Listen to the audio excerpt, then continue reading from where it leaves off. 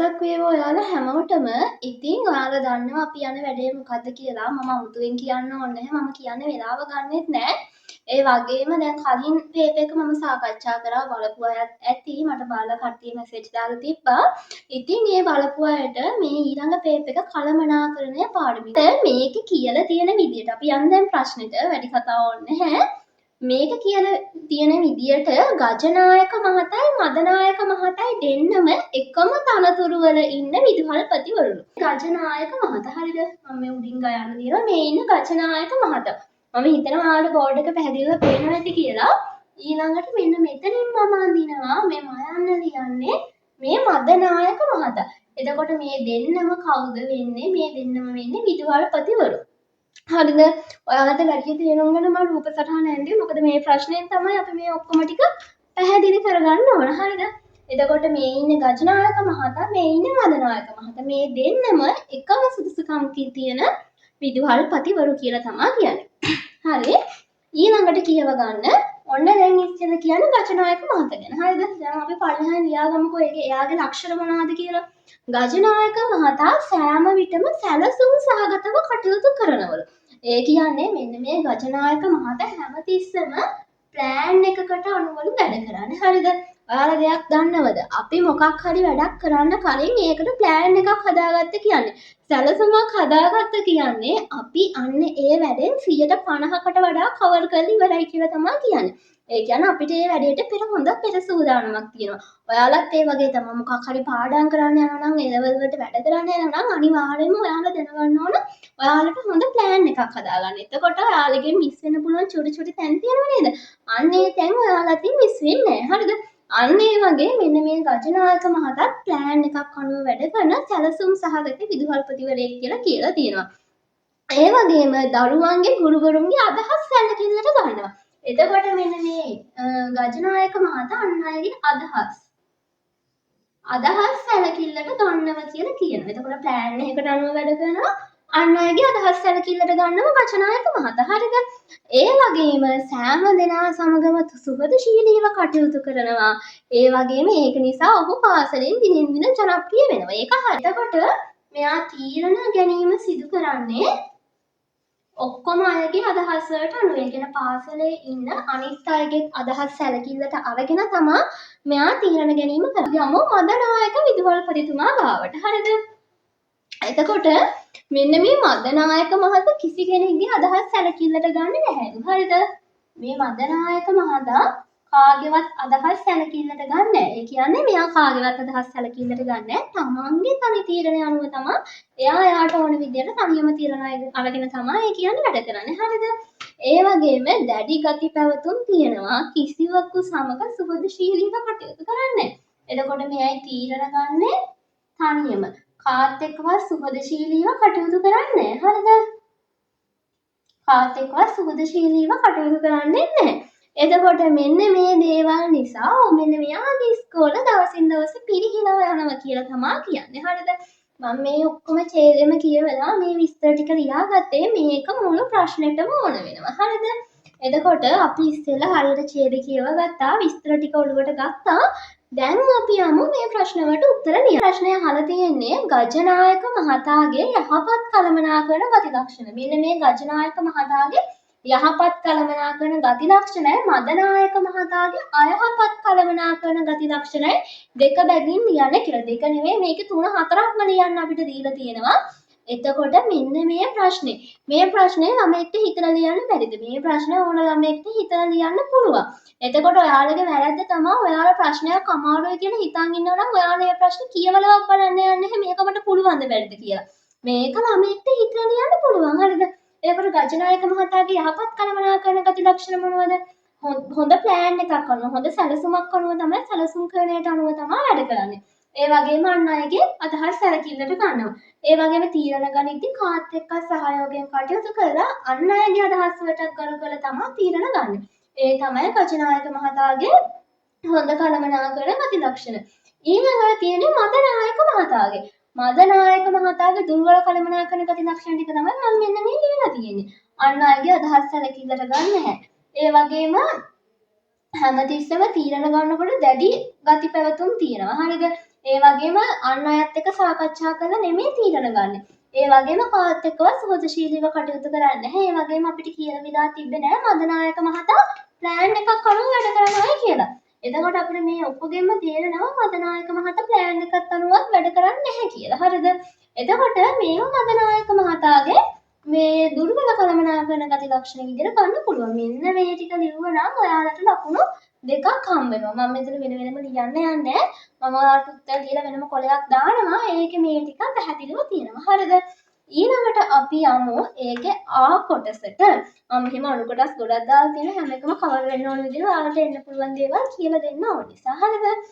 ආ කොටසේ අහලා තියෙනවා පාසලක විදුහල්පතිවරයෙකු සතු වෙන්න ඕන කළමනාකරන කුසලතා දෙකක් සඳහන් කරන්න කියලා. එතකොට මෙතන අහලා තියෙන්නේ කළමනාකරන කුසලතා ගැන. ඒ ඔන්න කළමනාකරන කුසලතා ගැන ඔක්කොම නෝට් එක සම්පූර්ණයෙන්ම මම බෝඩ් එකට ගන්න තියෙනවා. මම ලියන දේවල් පෙන්නන්නේ නැහැ. මොකද වීඩියෝ ගොඩක් ඉක්කස් වෙන්න බෑ. ඔයාලට මේක ඉක්මනට ඉවර කරගන්න ඕන නිසා. හරිද? එතකොට මෙන්න මේ ඔයාලට MCQ ප්‍රශ්නයකට අහන්න පුළුවන් මේ කළමනාකරන කුසලතා හඳුන්වලා දුන්නේ කවුද කියලා. මේ කළමනාකරන කුසලතා හඳුන්වලා දුන්නේ රොබර්ට් එල් කර්ට්ස් මහතා විසින් තමයි මේ කළමනාකරන කුසලතා හඳුන්වලා දුන්නේ. එතකොට අපිට ප්‍රධාන කළමනාකරන කුසලතා තුනක් රොබර්ට් එල් කර්ට්ස් මහතා විසින් හඳුන්වලා දීලා තියෙනවා. ඒ තමයි පළවෙනි එක අන්තර් පුද්ගල කුසලතා. ඊළඟට නායකත්ව කුසලතා. ඊළඟට තියෙනවා සංකල්පනාත්මක කුසලතා කියලා. දැන් ඔයාලා බලන්න ඇති අන්තර්බුද්ධික කුසලතා කියන එක මම ලියලා නැහැ කියලා. මෙන්න මේ මානව කුසලතාවට කියන තව නමක් විදිහට අපිට හඳුන්වන්න පුළුවන් අන්තර්බුද්ධික කුසලතා කියන එක. හරිද? ඒ වගේම මෙන්න මේ සංකල්පනාත්මක කුසලතාවට කියන තව නමක් තියෙනවා. මේ සංකල්පනාත්මක කුසලතාවට අපි කියනවා මනෝභාවාත්මක කුසලතා කියලා. මේ නම් වලිනුත් ඒක අහන්න පුළුවන්. හරිද? එතකොට ප්‍රධාන කළමනාකරන කුසලතා තුන තමයි සංකල්පනාත්මක කුසලතා, හේවත් මනෝභාවාත්මක කුසලතා, මානව කුසලතා, හේවත් අන්තර්පුද්ගල කුසලතා, තාක්ෂණික කුසලතා. දැන් මම මේ එකින් එක ඉක්මනට කියලා දෙනවා. හරිද? ඔයාලා නෝට් එකක් දාගන්න ඕනයි. සංකල්පනාත්මක කුසලතා කියන්නේ ඒ කියන්නේ අපිට තීරණයක් ගන්න තියෙන හැකියාව, ගැටලුවක් හඳුනා ගන්න තියෙන හැකියාව, දූරදර්ශී බව. අන්න ඒ වගේ දේවල් වලට අපි කියනවා සංකල්පනාත්මක කුසලතා කියලා. ඒ කිව්වේ සංවිධානයක ඉහළ මට්ටමේ කළමනාකරුවන්ට තමයි මෙන්න මේ සංකල්පනාත්මක කුසලතා වැඩිපුරම ඕන වෙන්නේ. ඒකත් මම අද ඔයාලට කියලා දෙනවා. හරිද? ඊළඟට තියෙන මානව කුසලතා හැවත් අන්තර්පුද්ගල කුසලතා. ඒ මොකද්ද කියලා අපිට මෙන්න මේකේ නමින්ම තේරෙනවනේ. මානව කුසලතා හැවත් අන්තර්පුද්ගල කුසලතා කියන්නේ ව්‍යාපාරයක ඉන්න කළමනාකරුවට අන්සේවකයන් සමග කොච්චර හොඳට ඉන්න පුළුවන්ද කියන එක තමයි මානව කුසලතා හැවත් අන්තර්පුද්ගල කුසලතා කියලා කියන්නේ. හරිද? ඒ කියන්නේ අන් අය අවබෝධ කරගන්න පුළුවන් වෙන්න ඕන, ඔවුන් සමග සමගියෙන් වැඩ කරගන්න පුළුවන් වෙන්න ඕන, ඔවුන් ලවා වැඩ කරගන්න පුළුවන් වෙන්න ඕන, අන් අයට මානසිකව සලකන්න ඕන. අන්න ඒවට අපි කියනවා මානව කුසලතා කියලා. ඒකේ යටතේ තියෙන කොටස් ටික තමයි මම මෙන්න මේ ලියලා තියෙන හඳුන්වා දීම කොටස් තුනකට මම මේ ලියලා තියෙන්නේ. ඊළඟට තියෙන තාක්ෂණික කුසලතා. තාක්ෂණික කුසලතා කියන්නේ මොකක්ද? ඒ කියන්නේ අපිට මොකක් හරි දෙයක් ප්‍රැක්ටිකලි කරන්න පුළුවන් වෙන එකට කියනවා තාක්ෂණික කුසලතා කියලා. කියන්නේ අපිට මොකක් හරි දෙයක් කියන්න පුළුවන් වුණාට ඕන තරම් අය ඉන්නවනේ. එක එක දේවල් කියනවා මම අරක කරනවා මේක කරනවා. හැබැයි අපිට පුළුවන් වෙන්න ඕන අන්න ඒ දේ ප්‍රැක්ටිකලි කරන්න. අන්න ඒකට අපි කියන තාක්ෂණික කුසලතා කියලා. හරිද? එතකොට කිසියම් කාර්යයක් සිදු කිරීමට තියෙන දැනුම පළපුරුද්ද හැකියාව. ඒකට තමයි අපි තාක්ෂණික කුසලතා කියලා කියන්නේ. එතකොට කළමනාකරන කුසලතා මේ හඳුන්වා දුන්නේ කවුද? රොබර්ට් එල් කර්ට්ස් මහතා. කළමනාකරන කුසලතා ප්‍රධාන කොටස් තුනයි. සංකල්පනාත්මක කුසලතා, මානව කුසලතා, තාක්ෂණික කුසලතා. එතකොට මේ ප්‍රශ්නෙට උත්තරේ විදිහට මොවුන් දෙදෙනාගේ කළමනාකරන කුසලතා දෙකක් සඳහන් කරන්න කියලා තියෙනවා. දෙවෙනි ප්‍රශ්නේ එතකොට අපිට ලියන්න පුළුවන් මෙන්න මේ කුසලතා තුනෙන් ඔයා ඕනම දෙකක් ලිව්වොත් ඔයාලට ලකුණු දෙකක් හම්බ වෙනවා. හරිද? මේකෙන් අනිවාර්යයෙන්ම දෙසරේ ප්‍රශ්නයක් ඒවි කියලා හිතනවා. මොකද ගිය අවුරුද්දේ කළමනාකරන කුසලතා ගැන ඇහුවේ නැහැ. නායකත්ව ශෛලීන් ගැන තමයි ඇහුවේ. හරිද? එතකොට මේ කළමනාකරන කුසලතාවල ෆුල් නෝට් එක ඔයාලට MCQ එකක් ආවම මේකේ කවර් කරගන්න පුළුවන්. අපි යමු ඒකේ ඊ කොටසට. මොවුන් දෙදෙනාගේ නායකත්ව ශෛලී නම් කරන්න. දැන් කළමනාකරන කුසලතා පැත්තකට තියලා අපිට යන්න වෙනවා කළමනාකරුවන් සතු වෙන්න පුළුවන් නායකත්ව ශෛලීන් මොකක්ද කියලා. ඒවා ආලට ගොඩක්ම ඕන වෙන නායකත්ව ශෛලීන් ටික. හරිද? සාමාන්‍යයෙන් මේ ටිකෙන් මේ දෙකෙන් තමයි ගොඩක්ම අහගන්නේ. හරිද? එතකොට මෙන්න මේ නායකත්ව ශෛලීන් ගැන කළමනාකරුවෙක් සතු වෙන්න ඕන නායකත්ව ශෛලීන් ටික තමයි මෙන්න මේ තියෙන්නේ. හරිද? එතකොට ප්‍රධාන නායකත්ව ශෛලීන් මෙතන 6ක් තියෙනවා. පළවෙනි එක ඒකාධිපති නායකයා. ඊළඟට ප්‍රජාතන්ත්‍රවාදී නායකයා, පීච්ච මූලික නායකයා, නිලධාරීවාදී නායකයා, නිර්වාදවාදී නායකයා, සමානාත්ම නායකයා. මෙන්න මේ වගේ විවිධ නායකත්ව ශෛලීන් තියෙනවා. හරිද? එතකොට ප්‍රජාතන්ත්‍රවාදී නායකයෙක් කියන්නේ අන් හැම කාගෙත් අදහස් සැලකිල්ලට අරගෙන කටයුතු කරන නායකයාට කියනවා ප්‍රජාතන්ත්‍රවාදී නායකයා කියලා. ඒ කියන්නේ මෙන්න මේ සිද්ධියේ කියන විදිහට ගජනායක මහතා. ගජනායක මහතා ප්‍රජාතන්ත්‍රවාදී නායකයෙක්. මොකද මම ඉස්සෙල් දෙපැත්තේ ඇඳලා පෙන්නුවා ගජනායක මහතා කාගෙත් අදහස් සැලකිල්ලට අරගෙන තමයි තීරණ ක්‍රියාත්මක කරේ. ඊළඟට ඒකාධිපති නායකයා. ඒකාධිපති නායකයා කියන්නේ තමන්ගේ තනි තීරණයට අනුව විතරයි කටයුතු කරන අන් අයගේ අදහස් නම් සැලකිල්ලට ගන්නෙම නැහැ. එතකොට කවුද මෙන්න මෙතන ප්‍රජාතන්ත්‍රවාදී නායකයා වෙන්නේ මදනායක මහතා. මදනායක මහතා වෙන්නේ ඒකාධිපති නායකයෙක්. ප්‍රජාතන්ත්‍රවාදී නායකයා ගජනායක මහතා, ඒකාධිපති නායකයා මදනායක මහතා. හරිද? අන්න ඒ දෙක තමයි මෙන්න මෙතන මම ලියලා තියෙන්නේ. එතකොට මේක තමයි ගොඩක්ම පේපර්ස් වලට එන්නේ. ඔයාලගේ පේපර් එකේ වුණා මේ නායකත්ව ශෛලීන් අඳුර ගන්නවොත් ඔයාලට මෙන්න මේ දෙකෙන් තමයි ගොඩක් දුරට හරි. ඊට අමතරව මම ටිකක් කියනවා MCQ ආවොත් කියලා. නිලධාරීවාදී නායකයෙක්. ඒ කියන්නේ දැඩි නීති රීති වලට අනුව කටයුතු කරනවා නම් ඒ අයට කියනවා නිලධාරීවාදී නායකයෙක් කියලා. සේවකයන්ට ගොඩාක් නිදහසක් දෙන නායකත්ව ශෛලියට අපි කියනවා නිර්වාදවාදී නායකයෙක් කියලා. පීච්ච මූලික නායකයෙක් කියන සේවකයට පීඑෆ් වගේ කටයුතු කරනවා. ඒ වෙනම් ගොඩක් දුරට ඒක නැහැ. සමානාත්ම නායකයෙක් කියන්නේ සේවකයන්ට සමානව සලකනවා නම් අපි ඒකට කියනවා සමානාත්ම නායකයෙක් කියලා. ඒ වගේම මෙන්න මේ අපි නායකයෙක් වුණාම අපි අවස්ථාවේ හැටියට තැනේ හැටියට තැනේ ගහන්න ඕන කියන්නේ. ඒ කියන්නේ අවස්ථාවේ හැටියට නායකත්ව ශෛලීන් මාරු කරමින් කටයුතු කරන නායකයා තමයි හොඳම නායකයා වෙන්නේ. තනියෙන් තීරණ ගන්නවා තමයි තනියෙන් තීරණ ගන්නවා. කාගෙත් අදහස් අහන්න ඕන තැන අදහස් අහනවා. අන්න ඒ වගේ මෙන්න මේ නායකත්ව ශෛලීන් එකිනෙකට මාරු කරමින් ඉන්න නායකයාට අපි කියනවා අවස්ථානුකූල නායකත්ව ශෛලිය කියලා. මේක අපේ 2025 A-level paper එකේ පස්වෙනි ප්‍රශ්නේ පළවෙනි එක තමයි මේක. ඉතින් මේකෙන් ඔයාලට මේ අවුරුද්දේ හැවිදි කියන්න බෑ. හැබැයි මේ දෙකෙන් එකක් ඔයාලට අහන්න පුළුවන්. හරිද? දැන් මේකට උත්තරේ තමයි ගජනායක මහතා ප්‍රජාතන්ත්‍රවාදී නායකත්ව ශෛලිය. මදනායක මහතා තනිව තීරණ ගන්න නිසා ඒකාධිපති නායකත්ව ශෛලිය. ඊළඟට දෙවැනි ප්‍රශ්නය කළමනාකරුවෙකු විසින් සිදු කරන පහත කාර්යයන් කුමන කළමනාකරන භූමිකාවලට අයත්දැයි නම් කරනවා. පේපර් එකේ ලකුණු 4ක් විතර අයහල්ගන්න යන්නේ කළමනාකරන භූමිකා ටික. මම මේ වගේම chart එකක් දාලා ඔයාලට කළමනාකරන භූමිකා ටිකක් පැහැදිලිව කියා දෙනවා. එතකොට මෙතන අපි මේ කාර්යයන්ට තියෙන කළමනාකරන භූමිකාව අපිට ලේසියෙන්ම හොයාගන්න පුළුවන්. එතකොට ඔන්න කළමනාකරන භූමිකා ටික තමයි මේ තියෙන්නේ. මේ භූමිකා ටික දැනගත්ත කියන්නේ මෙන්න මේ ටික විතර ඔයාලා දැනගන්න ඕන. ලකුණු 4ක් හෝ 5ක් පේපර් එකේ අනිවාර්යයෙන්ම ප්‍රශ්නයක් එන්න පුළුවන්. එතකොට මෙන්න මේ කළමනාකරන භූමිකා කියන එක ඉදිරිපත් කළේ රොබර්ට් හෙන්රි වින්ස්බර්ග් මහතා. හරිද? කළමනාකරන කුසලතාව ඉදිරිපත් කළේ කවුද? රොබර්ට් එල් කර්ස් මහතා. කළමනාකරන භූමිකා ඉදිරිපත් කළේ කවුද? හෙන්රි වින්ස්බර්ග් මහතා. ඒක පටලවා ගන්න එපා. එතකොට කළමනාකරන භූමිකා අපි ප්‍රධාන කොටස් තුනකට බෙදනවා. ඒ තමයි අන්තර්පුද්ගල භූමිකා, තොරතුරු භූමිකා, ඊළඟට අපි කියනවා තීරණ භූමිකා කියලා. හරිද?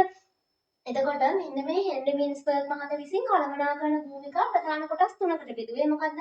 අන්තර්පුද්ගල භූමිකා, තොරතුරු භූමිකා, තීරණ භූමිකා. ඒ වගේම උපභූමිකා ඔක්කොම තියෙනවා. අන්තර්පුද්ගල භූමිකාවට උපභූමිකා 3ක් තියෙනවා. තොරතුරු භූමිකාවට උපභූමිකා 3ක් තියෙනවා. තීරණ භූමිකාවට උපභූමිකා 4ක් තියෙනවා. හරිද? එතකොට ඔක්කොම භූමිකා තියෙනවා 9ක්.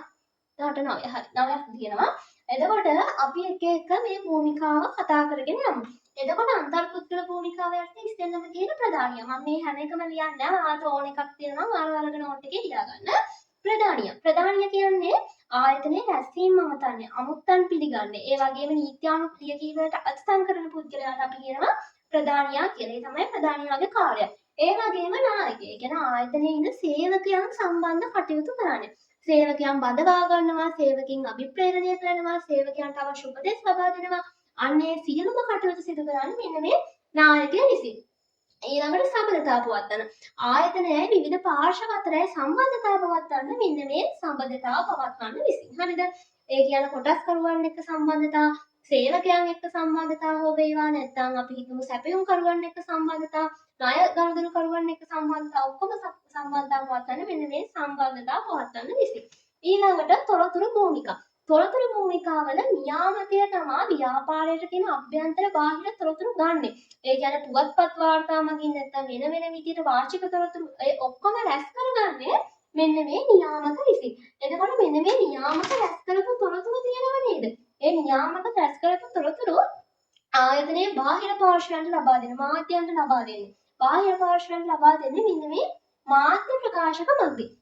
හරිද? ඊළඟට නියාමක රැස් කරපු තොරතුරු ආයතනයේ අභ්‍යන්තර පාර්ශ්වයන්ට බෙදා හරින ආයතන තුල ඉන්න පාර්ශ්වයන්ට බෙදා හරින මෙන්න මේ තොරතුරු බෙදා හරින වගේ. එතකොට ගොඩක් දුර දුරකථන සංවාද වගේ මේ තොරතුරු බෙදා හරින පවත්වනවා. හරිද? ඊළඟට තීරණ භූමිකා. තීරණ භූමිකාවල ව්‍යවසායකයා කියන්නේ කවුද? අපි දන්නවා වෙනස් වෙන පරිසර තත්ත්වයන්ට මුහුණ දෙමින් අවදානම් දරමින් නවෝත්පාදන බිහි කරන්නා තමයි ව්‍යවසායකයා කියන්නේ. ඒ කියන්නේ ව්‍යාපාරය තුළ කියන පරිසරයේ තියෙන වෙනස්කම් වලට අනුව ව්‍යාපාරය තුළ වෙනස්කම් කරන්නේ මෙන්න මේ ව්‍යවසායකයා. පොඩ්ඩක් ඒකේ වැඩි වගේ දන්නේ නැහැ. ඒත් කොහොම හරි මේ ටික ඔක්කොම කියලා දෙන්නත් එපා. ඊළඟට තියෙන්නේ බාධා පාලනය කරන්න. අනපේක්ෂිත තත්ත්වයන්ට මුහුණ දෙන්න ව්‍යාපාරය තුළ බාධා පාලනය කරන්න මෙන්න මේ පුද්ගල. ඒ කියන්නේ මොකද? ඒ කියන්නේ අපිට ව්‍යාපාරයක තියෙනවා විවිධ අවදානම්. අවදානම් කියන්නේ ව්‍යාපාරයේ අයිතිකරුට පාලනය කරන්න බැරි අවදානම් තියෙන පුළුවන්. ඒ කියන්නේ මොනවද? ගිනි ගැනීම වෙන්න පුළුවන්, සොර සතුරු වදුරු වෙන්න පුළුවන්, අමුද්‍රව්‍ය හිඟ වෙන්න පුළුවන්. අන්න ඒ වගේ දේවල් වලින් වෙන අනපේක්ෂිත ගැටලු මේ බාධා පාලනය කරන්නා විසින් පාලනය කරනවා. ඊළඟට සම්පත් බෙදාගෙන කර දෙන්නවා. සම්පත් බෙදාගෙන කර දෙන්නවා කියන්නේ මේ ව්‍යාපාරයේ තියෙන භෞතික සම්පත් ඒ වගේ මානව සම්පත් ආයතන ඇතුළත වෙන් කරන්නේ මෙන්න මේ සම්පත් බෙදාගෙන කර දෙන්නවා. ඊළඟට කේවල් කරන්නා හැවත් සාකච්ඡා කරන්න. ඒ කියන්නේ කේවල් කරන්නා හැවත් සාකච්ඡා කරන්නා කියන්නේ විවිධ ගැටුම් වලදී ආයතනය වෙනුවෙන් මැදිහත්කරුවෙකු වශයෙන් ඉන්නේ මෙන්න මේ කේවල් කරන්නා හැවත් සාකච්ඡා කරන්න. ඊට අමතරව අපි කියනවා කාර්මික සම්බන්ධතාවක් පවත්වන්නේ මෙන්න මේ කේවල් කරන්නා හැවත් සාකච්ඡා කරන්නා කියලා. එතකොට මෙන්න මේ අන්තර්පුද්ගල භූමිකා තුන ඇතුලේ තියෙන උපකොටස් ටිකේ තියෙන්නේ ඔන්න ඔය ටික තමයි. ඔය ටික දැනගත්ත කියන අපිට මේ ප්‍රශ්නෙට උත්තර ලියන්න පුළුවන්. පළවෙනි එක තියෙනවා සේවකයන් උසස් කිරීම. සේවකයන් උසස් කිරීම කරන්නේ ප්‍රධානියා විසින්. සේවකයන් උසස් කිරීම, ඒ වගේම අමුත්තම් පිළිගැනීම, නීතිඅනුකූල කිරිවට අත්සන් කිරීම, ඒ ඔක්කොම කරන්නේ මෙන්න මේ ප්‍රධානියා විසින්. ඊළඟට දෙපාර්තමේන්තු රැස්වීම පැවැත්වීම. දෙපාර්තමේන්තු රැස්වීම පවත්වන්නේ කවුද? දෙපාර්තමේන්තුවට රැස්වීම පවත්වන්නේ මෙන්න මේ ප්‍රධානියා විසින්ම තමයි. මගේ කටින් ඒක ඉස්සෙල්ලා කියුණා. නව ක්‍රියාපෘති හඳුන්වා දීම. නවෝත්පාදන හඳුන්වා දෙන කවුද? ව්‍යවසායකයා විසින්. වාර්ෂික අය අයදයකට සැලකීම. තොරතුරු සපයාගෙන මේ වගේ දේවල් කරන කවුද? නියාමක විසින්. ඔන්න ඒ කොටස් ටික හරි. ඊළඟට අපි ඊළඟ ප්‍රශ්නෙට පහත දැක්වෙන්නේ කිසියම් සමාගමක තනතුරු කීපයක අධිකාරී බලය අනුව එම තනතුරු අයත් වන කළමනාකරන මට්ටම ලියන්න කියලා තියෙනවා. එතකොට මට එතකොට කළමනාකරන මට්ටම වැඩි කියව කතා කරන්නේ නැහැ. මේ කළමනාකරන මට්ටම් ටික මේ ප්‍රශ්නෙට යන්න මේක විතරක් තිබ්බ නැති. එතකොට මේකෙන් අහන ඕනම එකකට ඔයාලට ලියා ගන්න පුළුවන්. මේ කළමනාකරන මට්ටම් තුනක් ප්‍රධාන මට්ටම් තුනයි තියෙන්නේ. තමයි අග්‍ර කළමනාකරන මට්ටම, මධ්‍ය කළමනාකරන මට්ටම, පහළ පෙළ හේවත් පළමු පෙළ කළමනාකරන මට්ටම. හරිද? එතකොට අග්‍ර කළමනාකරුවන් කියන්නේ සංවිධානයක ඉහළම ඉන්න කළමනාකරුවන්ට අපි කියනවා අග්‍ර කළමනාකරුවන් කියලා. ඒ කියන්නේ අපි අග්‍ර කළමනාකරුවන් කියව CEO ඒ කියන්නේ ප්‍රධාන විධායක නිලධාරී වගේ අපිට අග්‍ර කළමනාකරන මට්ටමකට ගන්න පුළුවන්. එතකොට දැන් ඔයාලා ඉගෙන ගන්නේ මොකටද? කැම්පස් ගැන. කැම්පස් ගිහින් අපිට යන්න පුළුවන් කළමනාකරන මට්ටම තමයි සාමාන්‍ය මධ්‍ය කළමනාකරන මට්ටම. අපිට සාමාන්‍ය උත්සාහයකින් කැම්පස් කියලා මධ්‍ය කළමනාකරුවෙක් බවට සමාගමකපත් වෙන්න පුළුවන්. ඒ කියන්නේ මෙහෙයුම් කළමනාකරු, මානව සම්පත් කළමනාකරු, මූල්‍ය කළමනාකරු, පර්යේෂණ හා සංවර්ධන කළමනාකරු, අලෙවි කළමනාකරු ඒ වගේ. ඒ කියන්නේ කැම්පස් එකේ යන කැම්පස් එකේ ඔයා තෝරගන්න ඩිපාර්ට්මන්ට් එක අනුව තමයි ඒක තියෙන්නේ. ඔයා හිතන්න ඔයා ජයවර්ධනපුර ගියා ඔයා මාකටිං ඩිපාර්ට්මන්ට් එක තෝරගත්තා. එහෙනම් ඔයාට මාකටිං මැනේජර් කෙනෙක් කවදා හරි වෙන්න පුළුවන්. අන්න ඒ වගේ අපි ඉගෙනගෙන යන්න පුළුවන් කළමනාකරන මට්ටමක් තමයි මෙන්න මේ මධ්‍ය කළමනාකරන මට්ටම කියන්නේ. එතකොට මෙන්න මේ අග්‍ර කළමනාකරුවන් තමයි සංවිධානයේ තියෙන ඔක්කොම දේවල් තීරණය කරන්නේ. උපායශීලී තීරණ ගන්නවා. සංවිධානයේ අරමුණු හා පරමාර්ථ තීරණය කරනවා. ඒ වගේම මධ්‍ය වගේම පළමු පෙළ කළමනාකරුවන්ගේ කටයුතු බලන්නේ මෙන්න මේ අග්‍ර කළමනාකරන මට්ටම. ඒ වගේම මධ්‍ය කළමනාකරුවන් කියන්නේ මධ්‍ය කළමනාකරුවන් කරන විශේෂ කාර්යයක් තියෙනවා. ඒ තමයි අග්‍ර කළමනාකරුවන් පළමු පෙළ කළමනාකරුවන් සම්බන්ධීකරණය කරනවා. මෙන්න මේ මධ්‍ය කළමනාකරන මට්ටම. ඒ වගේම පළමු පෙළ කළමනාකරුවන්ගේ කටයුතු අධීක්ෂණය කරන්නේ මෙන්න මේ මධ්‍ය කළමනාකරුවන් විසින්. ඊළඟට පළමු පෙළ හෙවත් පහළ පෙළ කළමනාකරුව. ඒ කියන්නේ ව්‍යාපාරයේ ඉන්න කළමනාකර නොවන සේවකයන් එක්ක සම්බන්ධතා පවත්වා ගන්න මෙන්න මේ පළමු පෙළ හෙවත් පහළ කළමනාකරුවෝ වැඩමූලික සුපරීක්ෂක ලිපිකරුවෝ මෙන්න මේගොල්ලන්ට අපි කියනවා පළමු පෙළ හෙවත් පහළ කළමනාකරුවෝ කියලා. එතකොට කළමනාකරන නොවන සමාජිකයන් අධීක්ෂණය කළා ඒගොල්ලෝ පාලනය කරන මෙන්න මේ වැඩමූලිකල සුපරීක්ෂක ලිපිකරුවෝ. හරිද? අපි බලමු මේ ටිකෙන් මේ ප්‍රශ්න ලියන්න පුළුවන්ද කියලා. එතකොට මෙතන එහා පැත්තේ තියෙනවා අපිට ඒ තනතුරු ටික දීලා. පළවෙනි එක තමයි ප්‍රධාන ලිපිකරුව. ප්‍රධාන ලිපිකරුවාත් වෙන්නේ පළමු පෙළ කළමනාකරුව මට්ටමට. ඊළඟට මානව සම්පත් කළමනාකරුව. එයා මධ්‍ය කළමනාකරන මට්ටමට. විධායක අධ්‍යක්ෂක. එයා අග්‍ර කළමනාකරන මට්ටමක. වැඩ පරීක්ෂක නැත්නම් වැඩ මූලික. එයාත් අයිති වෙන්නේ පළමු පෙළ කළමනාකරන මට්ටමට. ඊළඟට අපි යමු තුන්වෙනි ප්‍රශ්නෙට. තුන්වෙනි ප්‍රශ්නේ කියන්නේ සංවිධානකරණයේදී දෙපාර්තමේන්තුකරණය කිරීම. විවිධ පදනම් ඔස්සේ සිදු කරයි. එම පදනම් උදාහරණ සමග නම් කරන්න. දැන් දෙපාර්තමේන්තුකරණය කියන්නේ රැකියාවල තියෙන ලක්ෂණ අනුව රැකියා කාණ්ඩගත කිරීමට අපි කියනවා දෙපාර්තමේන්තුකරණය කියලා. උදාහරණයක් කිව්වොත් දෙපාර්තමේන්තුකරණය කරන එක පදනමක් විදිහට අපිට ගන්න පුළුවන් නිෂ්පාදන පදනම ගන්න පුළුවන්. ඊළඟට නිෂ්පාදිත පදනම. ඒ කියන්නේ භාණ්ඩ සපයන ව්‍යාපාර, සේවා සපයන ව්‍යාපාර. ඒ විදිහට දෙපාර්තමේන්තුකරණය කරන්න පුළුවන්.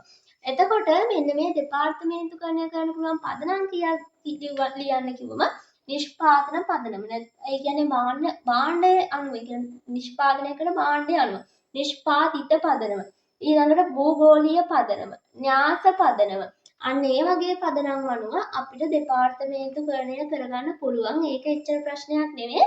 එතකොට ඔයාලට ලියන්න තියෙන භූගෝලීය පදනම අනුව දෙපාර්තමේන්තුකරණය කරන්න පුළුවන්. ඒ කියන්නේ ව්‍යාපාර පිහිටන භූගෝලීය ප්‍රදේශ අනුව දෙපාර්තමේන්තුකරණය කරගන්න පුළුවන්. අන්න ඒ ටික තමයි මෙතන අහන්නේ. හරිද? ඊළඟට ඒකේ ආ කොටසට යන්නේ. ඒක එච්චර කියලා දෙන දෙයක් නෙවෙයි. ඒක මම ඒකේ වැඩි විස්තරයක් කිව්වේ නැහැ. හරිද? ආ කොටසේ සේවක අභිප්‍රේරණය ලබා දිය හැකි මූල්‍යමය හා මූල්‍යමය නොවන අභිප්‍රේරණකම දක්වන්න. එතකොට මොකක්ද මෙන්න මේ සේවක අභිප්‍රේරණය කියන්නේ? සේවක අභිප්‍රේරණය කියන්නේ කිසියම් කාර්යයක් කරන්න සේවකයන් උද්දීපනය කරනවට අපි කියනට ගැම්මක් දෙනවයි කියලා. අන්න ඒකට තමයි ගැලීම කියන්නේ සේවක අභිප්‍රේරණය කියලා. එතකොට අපි දන්නවා කළමනාකරණයේ ප්‍රධාන කාර්යයන් හතරක් තියෙනවා. ඒ මොකද්ද? සැලසුම්කරණය, සංවිධානකරණය, මෙහෙයවීම, පාලනය. අන්න ඒ ප්‍රධාන කාර්යයන් හතරේ මෙන්න මේ මෙහෙයවීම කියන කාර්යයට තමයි සේවක අභිප්‍රේරණය අයිති වෙන්නේ. එතකොට සේවක අභිප්‍රේරණය කරන පුළුවන් ප්‍රධාන ක්‍රම දෙකයි. හරිද? ඒ තමයි අපිට මූල්‍යමය වශයෙන් සේවක අභිප්‍රේරණය කරන්න පුළුවන්. ඒ වගේම මූල්‍යමය නොවන වශයෙන් අපිට සේවක අභිප්‍රේරණය කරන්න පුළුවන්. අපිට යම් මුදලක් වැය කරලා සේවක අභිප්‍රේරණය කරන්න පුළුවන් අපි කියනවා මූල්‍යමය වශයෙන් කියලා. එහෙම මුදලක් වැය කරන්නේ නැතුව කියනවා නම් අපි කියනවා මූල්‍යමය නොවන ක්‍රම කියලා. මූල්‍යමය ක්‍රම විදිහට අපිට ගන්න පුළුවන් වැටුප් වැඩි කරනවා, ප්‍රසාද දීමනා දෙනවා, රක්ෂණ පහසුකම් ලබා දෙනවා. ඒ වගේම කොටස් හිමිකාරීත්වය ලබා දෙනවා. අන්න ඒ වගේ ඒවට අපි කියනවා මූල්‍යමය අභිප්‍රේරණ ක්‍රම කියලා. මූල්‍යමය නොවන අභිප්‍රේරණ ක්‍රම කියන්නේ මොනවද? අපිට ගන්න පුළුවන් විවිධ වැඩසටහන් තියෙනවා. විනෝද චාරිකා යනවා. ඇඳුම් පැළඳුම් ලබා දෙනවා. බෙහෙත් සෞඛ්‍ය පහසුකම් ලබා දෙනවා. අන්න ඒවට අපි කියනවා මූල්‍යමය නොවන සේවක අභිප්‍රේරණය කියලා. කිසිම දෙයක් පාඩම් කරන නැති ළමයෙක් උනම් මෙන්න මේක 100%ක්ම හිතලා ලියා ගන්න පුළුවන් ප්‍රශ්නයක්. හරිද? ඊළඟට හතරවෙනි කොටස තියෙන්නේ මෙහෙයුම් කළමනාකරණය. මම මෙහෙයුම් කළමනාකරණය ඔක්කොම ටික මේකෙදි පැහැදිලි කරන්න යන්නේ නැහැ. මම ඊළඟ වීඩියෝ එක ගොඩක්ම ගේන්නේ මෙහෙයුම් කළමනාකරණය ටික ඔක්කොම ආවරණය කරන විදිහට. හරිද? කිසියම් කර්මාන්ත ශාලාවක සිදුවන පහත කටයුතු කවර මෙහෙයුම් කළමනාකරණ කාර්යයට අයත් වේද කියලා තමයි මෙතන අහන්නේ. හා අපි දන්නවා මෙහෙයුම් කළමනාකරණ කාර්යයන් ප්‍රධාන කොටස් හතරකට බෙදෙනවා. හරිද? මෙතනම ලියන මක ලියන්න නිෂ්පාදන ඉංජිනේරුකරණය තමයි පළවෙනි එක. ඊළඟට නිෂ්පාදන සැලසුම්කරණය. ඊළඟට ද්‍රව්‍ය මිලදී ගැනීම. ඊළඟට නිෂ්පාදන පාලනය. එතකොට මෙන්න මේකේ අවශ්‍ය ද්‍රව්‍යවල ගුණත්වය ප්‍රමාණය ගැන සැලකිලිමත් වෙන්නේ මෙන්න මේ නිෂ්පාදන ඉංජිනේරුකරණයේදී නිෂ්පාදන සැලසුම් කරණයේදී. හරිද? නිෂ්පාදන වැඩසටහන් සැකසීම සිදු කරන්නේ නිෂ්පාදන ඉංජිනේරුකරණයේදී නිෂ්පාදන සැලසුම් කරණයේදී. තත්ත්ව පාලන කටයුතු බලන්නේ මෙන්න මේ ද්‍රව්‍ය මිලදී ගැනීමේදී තමයි අපේ තත්ත්ව පාලන කටයුතු බලන්නේ. නව භාණ්ඩ හා සේවා හඳුන්වා දීම අන්තිම මෙහෙයුම් කළමනාකරන කාර්යය. ඒ කියන්නේ පර්යේෂණ හා සංවර්ධන කටයුතු වලදී තමයි නව භාණ්ඩ හා සේවා හඳුන්වා දීම සිද්ධ කරන්නේ. මම ඒක ඊළඟ වීඩියෝ එකේ හරියට පැහැදිලිව ඔයාලට කියලා දෙන්නම්. ඊළඟ එක තමයි පහත එක් එක් අවස්ථාවලට සුදුසු නිෂ්පාදන ක්‍රමය ලියන්න. පළවෙනි එක තමයි සිසිල් වීම. එතකොට සිසිල් වීම කියන්නේ ප්‍රවාහ නිෂ්පාදිත. ඒ කියන්නේ අනාගත ඉල්ලුම පදනම් කරලා රේඛීයව ගලාගෙන යන විදිහට භාණ්ඩ විශාල ප්‍රමාණයක් නිෂ්පාදනය කරනවා. ඒකට අපි කියනවා ප්‍රවාහ නිෂ්පාදන ක්‍රමය කියලා. සිසිල් වීම ප්‍රවාහ නිෂ්පාදන ක්‍රමයක්. නිෂ්පාදන ක්‍රම ටික වෙනම කියලා දෙනවා ඊළඟ වීඩියෝ එකේ ඒ පාඩමට අදාළ පේපර් එකෙන්. හරිද? මංගල ඇඳුම් එක එක්කිනාට වෙන වෙනමනේ මහන්නේ. එතකොට මංගල ඇඳුම් අයත් වෙන්නේ කාර්ය නිෂ්පාදනයට. ඊළඟට බේකරි කෑම. බේකරි කෑම පිටිසකට වෙනමනේ නිෂ්පාදනය කරන්නේ. එතකොට කාණ්ඩ වශයෙන් තමයි බේකරි කෑම නිෂ්පාදනය කරන්නේ. එතකොට බේකරි කෑම අයිති වෙන්නේ කාර්ය නිෂ්පාදනයට. ඊළඟට අන්තිම ප්‍රශ්නේ ආර්ථික ඇණවුම් ප්‍රමාණය සොයන්න. අන්තිම ප්‍රශ්නේ තියෙන ගාණක්. ඒ ගාණත් හදලම අපි මේක ඉවර කරමු. අන්තිම ප්‍රශ්නේ ආර්ථික ඇණවුම් ප්‍රමාණය හොයන්න අහලා තියෙන්නේ. එතකොට ආර්ථික ඇණවුම් ප්‍රමාණය හොයන සූත්‍රය මොකද්ද?